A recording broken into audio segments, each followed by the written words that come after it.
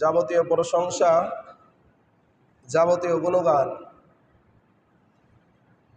একমাত্র মহান রব্বুল আলামিনের জন্য, যে মহান রব্বুল আলামিন আপনাকে আমাকে সুস্থ রেখে ভালো রেখে এই জুমার মসজিদে জুমার সালাতের উদ্দেশ্যে বাড়ি থেকে, বাসা থেকে, বিভিন্ন কর্মস্থল থেকে যে মহান রব্বুল আলামিন আপনাকে আমাকে আসার শক্তি দান করে দিয়েছেন, সে মহান রব্বুল আলামিনের প্রতি আপনি আমি সকলে অন্তরস্থল থেকে শুকরিয়া জানাই। সকলে বলি আলহামদুলিল্লাহ। তারপরে আমার নবী, আপনার নবী, বিশ্বের নবী জনাবে মুহাম্মদ রাসূলুল্লাহ সাল্লাল্লাহু আলাইহি ওয়াসাল্লাম, তিনার প্রতি অসংখ্যবার দুরূদ ও সালাম ও শান্তি বর্ষিত হোক। সকলে বলি সাল্লাল্লাহু আলাইহি ওয়াসাল্লাম। সম্মানিত মুসল্লি কিরাম, আমরা বিষয়ভিত্তিক আলোচনা করছিলাম। গত সপ্তাহে আলোচনা করেছি আত্মীয় স্বজনদের সাথে উত্তম ব্যবহার করা। তারই একটি অংশ এতিমদের সাথে কেমন আচরণ করা লাগবে আমাদের। কাদের সাথে? এতিম কারা? যাদের বাবা মা বেঁচে আছে না। এতিম তো হচ্ছে তারাই যাদের বাবা মা পৃথিবীতে জীবিত নেই। যাদের হয়তো বাবা জীবিত নেই তারাই তো এতিম। তো এতিমের তো একটা সীমা আছে, সীমা আছে না? আমার দাড়ি পেকে গেছে। কি পেকে গেছে? আমার দাড়ি পেকে গেছে, আমার বয়স 70-80 বছর হয়ে গেছে, তাও কি আমি এতিম? যদি সবাই যদি খালি এতিম হতেই থাকে তাহলে কি হবেও? এতিমের একটা কি আছে? সীমা আছে, বলবো ইনশাল্লাহ। তো এতিমদের সাথে কেমন আচরণ করা লাগবে আমাদের, তাদের সাথে কি কথা বলা লাগবে, তাদের সাথে কিভাবে রাস্তাঘাটে পারিবারিক জীবনে উঠা বসা করা লাগবে, সকল বিষয়গুলো কিন্তু, সকল শিষ্টাচারগুলো কিন্তু কে শিক্ষা দিয়েছেন? আল্লাহ রাব্বুল আলামিন।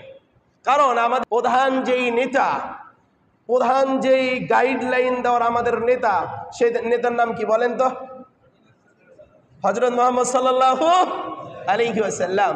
তিনি কি এতিম ছিলেন না? তিনি তো ছোট্টবেলা মায়ের পেট থেকে বের হওয়ার পর থেকে এতিম, তাই কি না? তার মানে কেন? আল্লাহ দেখছেন আল্লাহর খেলাটা, আল্লাহর খেলা কত সুন্দর, আল্লাহর পরীক্ষা কত সুন্দর, যে আল্লাহ রসুলকে ধনী করেননি। আল্লাহ ধনী করেছিলেন, করেননি কেন? যেন আল্লাহ রসুল অসহায়ীদের, গরিবদের কি বুঝতে পারেন? কষ্ট বুঝতে পারেন।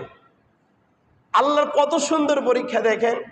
বিশ্ব নবী জনাবে মুহাম্মদ রাসূলুল্লাহ সাল্লাল্লাহু আলাইহি ওয়াসাল্লাম, তিনি এত বড় একটা মাফের মানুষ, তিনি এত বড় একটা ব্যক্তিত্ব মানুষ, আল্লাহ কি চাইলে তিনার বাবার মহাব্বতে তিনাকে বড় করাতে পারতেন না? তিনাকেও আল্লাহ ইতিম করে দিয়েছিলেন পৃথিবীতে। কেন দিয়েছিলেন? যেন সেই ব্যক্তি বুঝতে পারে যে বাবা না থাকার কষ্ট কি। শুধু কি এতিমটা এমন এতিম, তিনার বাবা মুসলিমই ছিল না? কি ছিল না? মুসলিমই ছিল না। তার বাবাকে তো দেখেনি, তার বাবার জন্য কবরের পাশে যে কি করতে পারেনি? দোয়া করার সুযোগটাও ছিল না আল্লাহ রসুলের। প্রথমে একটা কথা বলি, রাসূলুল্লাহ সাল্লাল্লাহু আলাইহি সাল্লাম কে? রাসূলুল্লাহ সাল্লাল্লাহু আলাইহি সাল্লাম। তিনি আল্লাহকে বলছেন, আল্লাহ আমার তো বাবা মারা গেছে। কে মারা গেছে?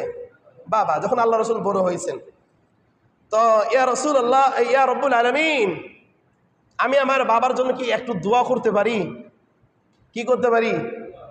দেখেন, বাবা হারা সন্তান আকুলিতি জানাচ্ছে কাকে? আল্লাহর কাছে। জি ইয়া রব, ইয়া মালিক, আমার বাবা তো মারা গেছে, আমার বাবাকে তো দেখি নাই, আমার বাবার জন্য কি আমি একটু কবরের পাশে যে দুই হাত উত্তোলন করে, পশ্চিম দিকে দুই হাত উত্তোলন করে কি আমার বাবার জন্য একটু দোয়া করতে পারি আপনার কাছে? আল্লাহ রাব্বুল আলামিন বলেছেন লা, মানে কি? না, দোয়া করতে পারবে না। কেন পারবে না? বাবা কি? মুশরিক, বাবা মুসলিম ছিল না। তো তবে আল্লাহ বলেছে তোমার বাবার পাশে, কবরের পাশে যেতে পারো, তুমি তোমার বাবার কবরকে দেখতে যেতে পারো, সমস্যা নেই, তবে বাবার কবরের পাশে যে কি করতে পারবে না? দোয়া করতে পারবে না। এতিম বাবা নাই মুহাম্মদ সাল্লাল্লাহু আলাইহি সাল্লামের, বাবার জন্য একটু কেঁদে কেঁদে কবরের পাশে যে দোয়া করবে এই সুযোগটা দেয়নি কে? আল্লাহ। আমাকে যদি কেউ বলে তোমার বাবার কবরের পাশে যেতে পারবে না, রক্ত থাকা পর্যন্ত কেউ আমাকে আটকাতে পারবে? কেন? আমার বাবা মুসলিম। আমার বাবা কে? মুসলিম। আমার বাবা মরে গেছে, কষ্ট হয়েছে, দুই চক্ষু দিয়ে পানি ঝরিয়ে আমার বাবার কবরের পাশে যে কান্না করে হলে আমার দিলটাকে নরম করতে পারবো না? পারবো না। কিন্তু বিশ্বনবী জনাবে মুহাম্মদ রাসূলুল্লাহ সাল্লাল্লাহু আলাইহি ওয়াসাল্লামকে এত কষ্ট, এত পরীক্ষা, ইয়াতিম কাকে বলা হয়, ইয়াতিম কি, ইয়াতিম কত প্রকার, রাসূলুল্লাহ সাল্লাল্লাহু আলাইহি ওয়াসাল্লামকে আল্লাহ দেখাইছে না দেখাই নাই? আমার বাবা মারা গেলে তো আমার স্ত্রীকে নিয়ে আমি ব্যস্ত থাকি, আমার সংসারকে নিয়ে আমি ব্যস্ত থাকি, আমরা টাকা পয়সা নিয়ে ব্যস্ত থাকি, হয়তো বাবার কথা মনে পড়লে কবরের পাশে যে কান্না করি। কিন্তু রাসূলুল্লাহ সাল্লাল্লাহু আলাইহি সাল্লামের এই সুযোগটা ছিল না যে আল্লাহর কাছে তিনার পিতার জন্য কি করবেন? দোয়া করবেন। তাহলে যে কথা বলতে চাচ্ছিলাম যে সর্বপ্রথম যেই পরীক্ষার সম্মুখীন হয়েছেন তিনি কে? বিশ্বনবী জনাবে মুহাম্মদ রাসূলুল্লাহ সাল্লাল্লাহু আলাইহি সাল্লাম। এতিম ব্যক্তিদেরকে আমাদের আসলেই ভালোবাসা উচিত, মহব্বত করা উচিত।